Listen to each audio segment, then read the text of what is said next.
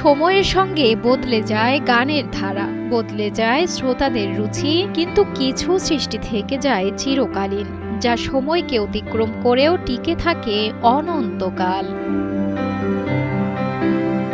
তেমনই এক কালজয়ী সৃষ্টি পাকিস্তানি গজল সম্রাট ওস্তাদ মেহেদী হাসানের কণ্ঠে গাওয়া রাফতা রাফতা ও মেরি।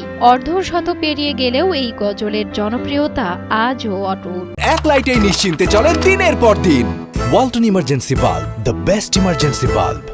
সম্প্রতি সামাজিক যোগাযোগ মাধ্যমে গানটি নিয়ে নতুন করে মেতে উঠেছেন নেটিজেনরা। ফেসবুক, ইনস্টাগ্রাম কিংবা ইউটিউবের রিলসে এখন নতুন করে ট্রেন্ডিংয়ে উঠে এসেছে নিখাত ভালোবাসার এই কালজয়ী সুর।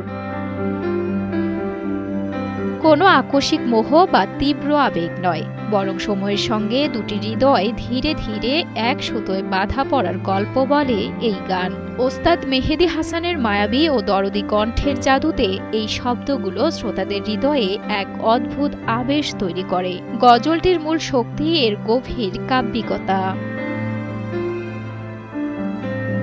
রাফতা রাফতা অর্থই যেখানে ধীরে ধীরে এগিয়ে যাওয়া, আর রাফতা রাফতা ও মেরিতে সেই অনুভূতি মিশে গেছে মেহেদী হাসানের দরদী কণ্ঠে, যা শ্রোতাদের মনে তৈরি করে এক অনন্য আবেশ।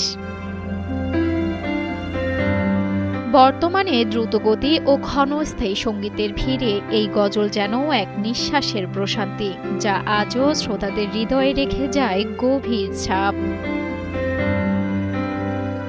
সাঞ্জানা সাথী, কালের কণ্ঠ।